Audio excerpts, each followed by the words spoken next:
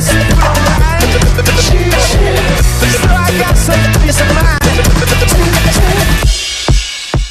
bonsoir Fauve, bonsoir Nicolas. Bonsoir. Bonsoir. Alors jouer dans une comédie musicale culte telle que Saturday Night Fever, c'est une satisfaction pour vous?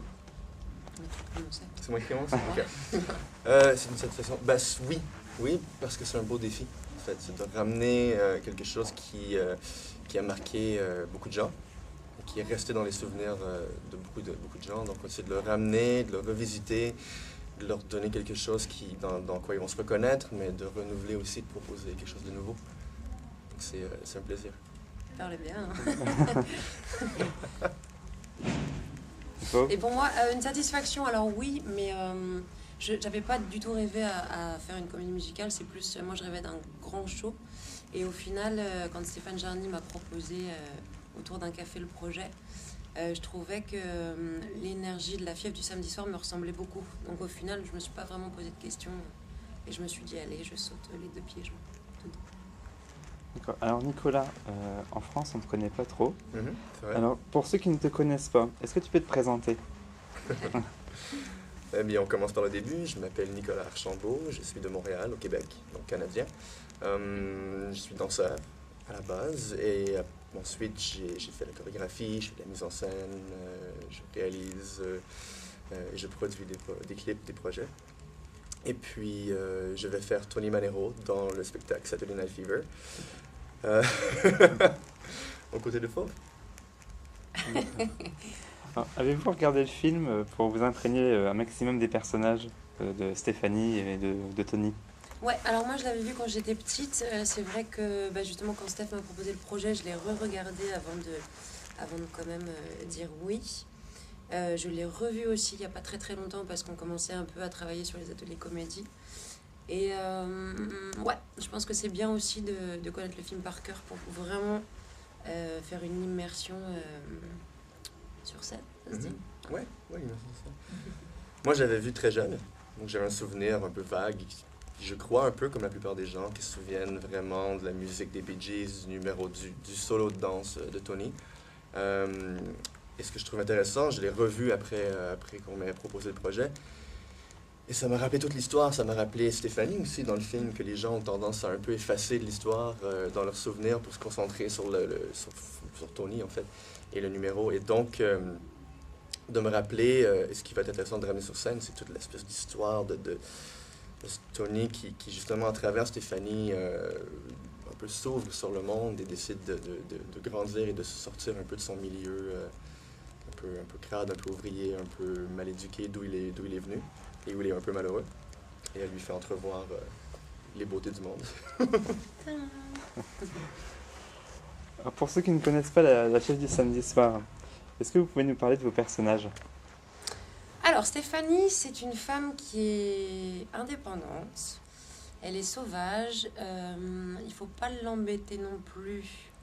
Faut pas l'embêter parce qu'elle est quand même beaucoup sur la réserve. C'est quelqu'un qui est assez froid dans le film. Mais c'est quelqu'un qui a une vraie envie d'avancer et c'est quelqu'un qui a vraiment envie de se construire. Stéphanie, elle est comme ça. Ouais.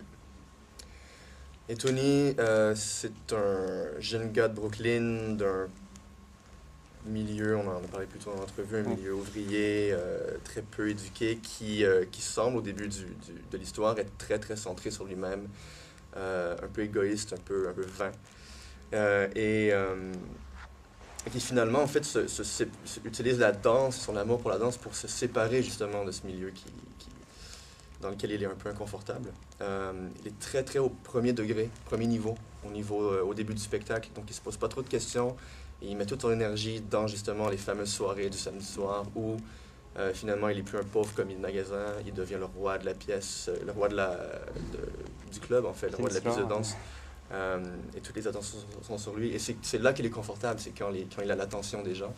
Et quand Stéphanie ne lui rend pas cette attention, ne veut pas lui donner, eh bien, il est perdu, il ne sait pas comment se retrouver. Et c'est ce qui force un peu le changement, justement. C'est ce qui est intéressant. Et vous vous reconnaissez dans vos personnages? Moi, je me reconnais, oui, dans le côté hyper indépendante et il ne faut pas me faire chier. En revanche, je suis pas... je suis pas aussi fermée qu'elle. Je suis beaucoup dans le dialogue, j'aime beaucoup aller à la rencontre des gens et au contraire, je suis très tactile et très solaire, quoi. Enfin, C'est vrai? j'aime vraiment la rencontre. Non, Donc, t'as pas la froideur de Non. Stéphanie. Non. Cette espèce de distance qu'elle met avec Ah tout le ouais, monde. non, du tout. Et je pense justement, c'est ça aussi qui est intéressant, c'est que dans le personnage, je pense que je vais aussi amener ce côté de moi plus vers la fin du show, je pense, quand elle se fera un peu amadouée. Et puis moi et Tony, c'est une bonne question. Je m'identifie pas nécessairement au côté justement vanité, un peu hautain. Ah non, plus. Par contre, là où il y a un lien, en fait, c'est cette espèce de côté très instinctif, très animal qui met dans sa danse. Ça a été un peu moi ce qui m'a amené vers la danse, justement. Ça a été une réalisation où j'ai compris que la danse, pour moi, ça se faisait naturellement. J'ai jamais été le plus technique, j'ai jamais été même le meilleur danseur. Il y avait des danseurs qui avaient des techniques et des capacités beaucoup plus grandes que les miennes, mais pour moi, ça a toujours semblé être naturel, être facile. Et c'est ce que j'espère être capable d'infuser dans le spectacle. Tu le fais déjà. Alors, on ne connaît pas trop la Fovoto comédienne. Non. Alors, est-ce un challenge pour toi de te lancer dans une comédie musicale? Ouais. En fait, je crois que depuis très longtemps, j'aime incarner des personnages. Après, j'aime les incarner, mais je ne parle pas. En fait, en danse, si tu veux, il faut toujours que j'ai un fil rouge, il faut toujours que je construise mon personnage, etc. Et là, en fait, le défi que j'ai, c'est que je dois parler. Je dois parler. Tu fais les yeux, qu'est-ce qui t'arrive? Ah, Non, ça elle va. se fait faire des signes Non, par ça va, ok. oui. de l'autre côté. Non, mais oui, gros challenge, parce que c'est vrai que je pense qu'on m'attend en tournant là-dessus aussi. Mais j'ai une vraie envie d'apprendre et d'aller aussi expérimenter ce côté-là. Ouais, parce que je pense que les deux sont hyper complémentaires au final. Et qu'appréhendez-vous le plus dans le spectacle? Rien, moi je n'appréhende rien. J'ai très envie de le faire, j'aime l'équipe, les gens sont généreux, sont talentueux. Je me sens bien entouré. Après, je pense qu'on a assez d'expérience pour comprendre que tout est dans le travail.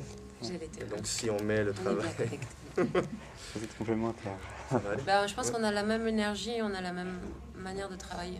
On est hyper rigoureux. Je le connais pas beaucoup, hein, mais on a quand même papoté Ouais, 2-3 on l'a vu petites cette heures. semaine aussi. Ouais. Ouais. Et on a vraiment les mêmes... faut que ça file droit, quoi. Et c'est vrai que sans travail, on n'obtient pas grand-chose. Par contre, quand tu travailles, tu peux ouvrir toutes les portes. Et bon, c'est... D'accord. Je vous remercie. De rien. Merci. Merci à toi. Should we take a seat?